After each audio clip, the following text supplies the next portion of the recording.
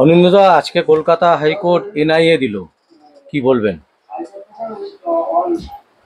মুর্শিদাবাদে যে মামলাটা হয়েছিল বিশ্ব হিন্দু পরিষদের পক্ষ থেকে, যেটা করেছিল অমিয় সরকার মহাশয়, মুর্শিদাবাদে শিবরাত্রির দিন থেকেই গন্ডগোল শুরু হয়েছিল এবং তারপরে মাঝখানে যে কারণে ডিএম 14 থেকে 16 তারিখ 144 ধারা জারি রেখেছিলেন এবং 17 তারিখে আবার ওটাকে তুলে নেন। রামনবমীর দিনে সেই নিয়ে বিরাট গন্ডগোল হয়। ওখানে প্রায় 15 জন মতো আক্রান্ত, তারা হসপিটালে ভর্তি। ওখানে বাড়ির ওপর থেকে পাথর ছুঁড়েছিল কিছু সাম্প্রদায়িক ব্যক্তি মিছিলের ওপরে এবং বোম্বিংও হয়েছিল। আমরা সেই কারণে প্রথম দিন থেকে বলেছিলাম যে এই মামলা রাজ্য সরকারের অধীনে তদন্ত করা চলবে না, কারণ যেখানে বোমের ঘটনা আছে।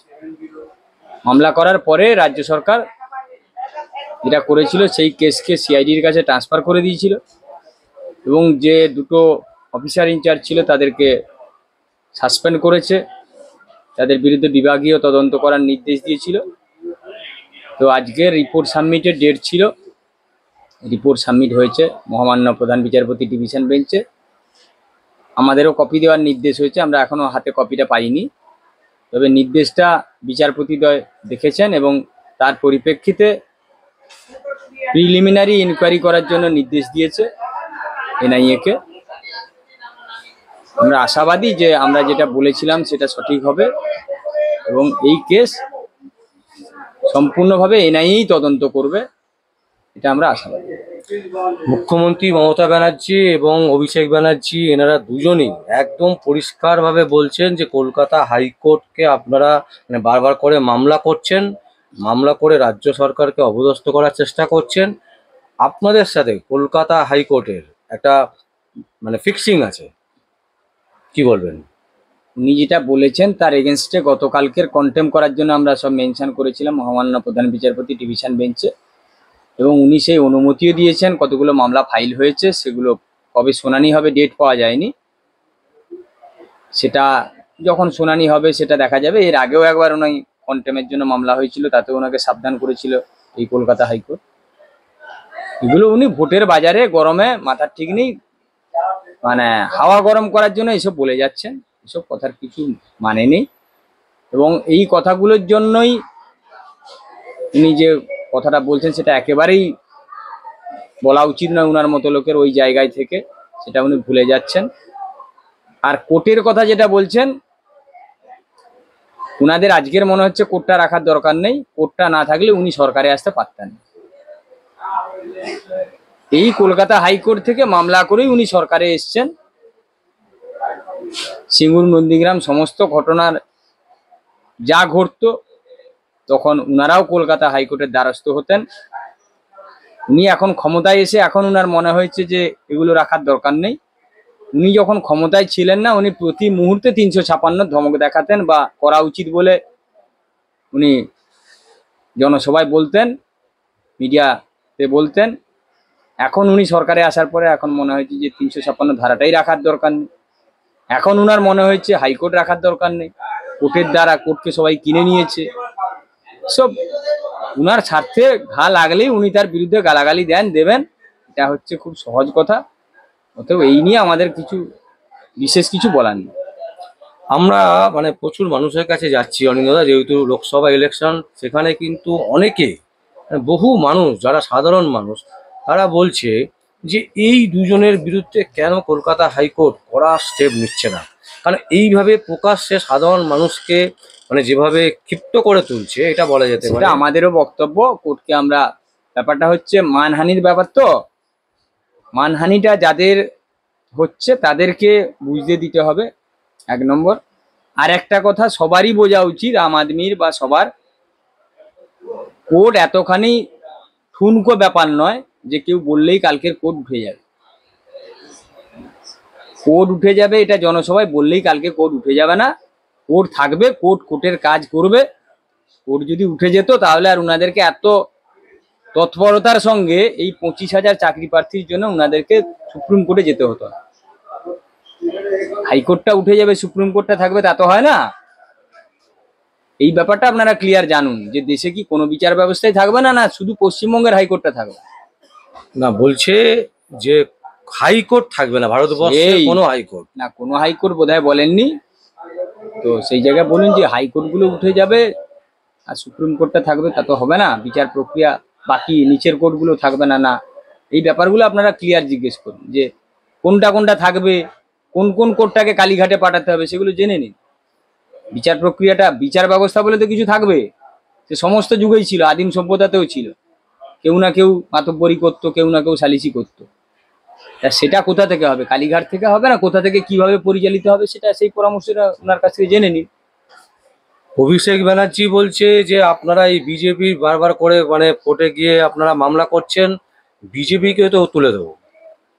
বিজেপিকে তুলে দিলে তুলে দেবে, এমনটা নয় যে বিজেপি ছাড়া আর কেউ মামলা করবে না। মামলা বিজেপি করছে কেবলমাত্র, বিজেপি উঠে গেলে মামলা হবে না, যা উনি ভাবলে ভুল ভাবছেন। বিজেপিকে তোলার উনি কে? বিজেপি সারা ভারতবর্ষে আছে, উনি আছে একটা রাজ্যে। উনি থাকতে পারেন কিনা দেখুন আগে, বিজেপিকে উনি তুলে দেবেন এমন ভাব করছে জাঙ্গিয়ার বুক পকেটের মতো। উনি ভারতবর্ষ থেকে বিজেপিকে উনি তুলে দেবেন, যত আজে বাজে মন্তব্য করছে। আচ্ছা, এই লোকসভা ভোটে কি মানে সিট কমে যাবে সেই ভয়তেই কি এই সমস্ত কথা বলছেন হ্যাঁ না? হ্যাঁ, এইসব আতঙ্কগ্রস্ত হয়েছে।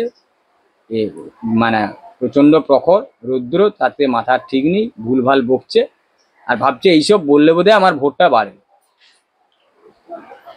সে প্রাক্তন বিচারপতি অভিজিৎ গাঙ্গুলি দাঁড়িয়েছেন তমলুকের ভোটে, তো সেইখানে অভিজিৎ গাঙ্গুলিকে উল্টো পাল্টা বলা হচ্ছে, মানে যা নয় তাই বলছে। এ রাজনৈতিক শিষ্টাচার জ্ঞান না থাকলে কেউ কাউকে বলবে।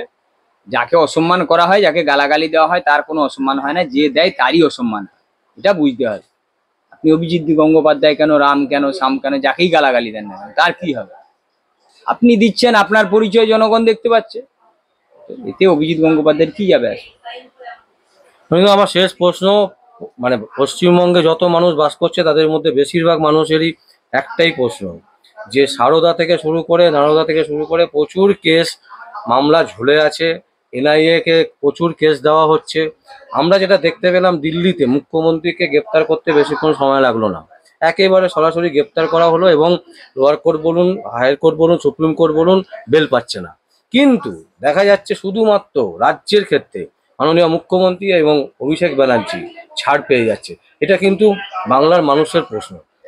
একই প্রশ্ন আমারও। আমার যেসব মামলা আছে আমি খুব শীঘ্রই সেই মামলাগুলো পুনরায় শুনানির জন্য তুলবো, যে কেন ডিলে হচ্ছে সে মামলা আমিও তুলব।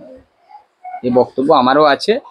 আমিও চাই এই মামলাগুলো দ্রুত শুনানি হোক এবং বিচার প্রক্রিয়া তার দ্রুত শেষ করা হোক।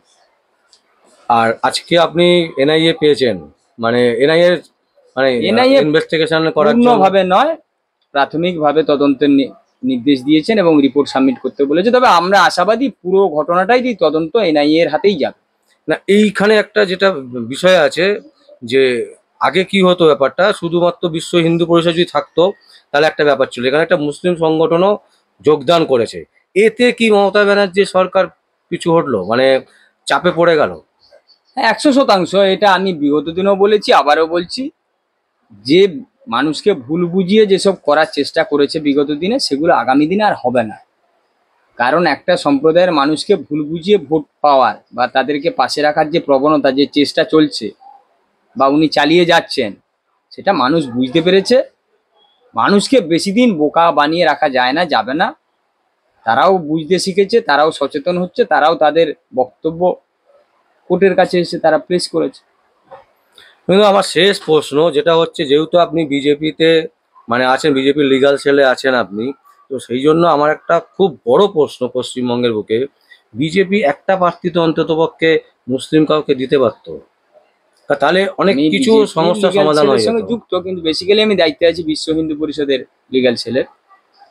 তো দেখুন, আগেও বলেছি, হ্যাঁ হয়তো দিলে ভালো হতো, দিলে নিশ্চয়ই ভালো হতো, কিন্তু পার্টি কেন দেয়নি এটা পার্টির ইন্টারনাল ব্যাপার। দিলে হয়তো ভালো হতো, কিন্তু নিশ্চয়ই কেন দেয়নি এটা পার্টির ভেতরকার কোনো রিসার্চ আছে, গবেষণা করে দেখে ওনারা দেখেছেন যে ভালো মন্দটা, তাই ওনারা দেননি। তো কেন দেননি এটা আমার বলার নেই, দিলে হয়তো ভালো হতো। অসংখ্য অসংখ্য ধন্যবাদ। দর্শক, আপনাদের সামনে একটা জিনিস তুলে ধরবো, যে কলকাতা হাইকোর্টে যেভাবে বারবার ধাক্কা খাচ্ছে, আজকেও কিন্তু প্রাথমিকভাবে বলা যেতে পারে একটা বড় ধাক্কা খেলো। কারণ কলকাতা পুলিশ বা রাজ্য পুলিশ বা সিআইডির ওপরে কোনো ভরসা রাখতে পারছে না কলকাতা হাইকোর্ট। সেখানে বারবার করে সিবিআই, এনআইএ এদের ওপরই তদন্তের ভার দিতে হচ্ছে। তো এই জায়গায় দাঁড়িয়ে বারবার দেখতে পাচ্ছি আমরা, এবং কি ভোটের আগে, ভোট চলাকালীনও একই অবস্থা। দর্শক, আপনাদের যা বক্তব্য আপনারা অবশ্যই আমাদের কমেন্ট বক্সে কমেন্ট করবেন। আর দেখতে থাকুন পরবর্তী সংবাদ আবির্ভাবে। আমার নাম বিশ্বজিৎ পাল, সংবাদ আবির্ভাবের জন্য।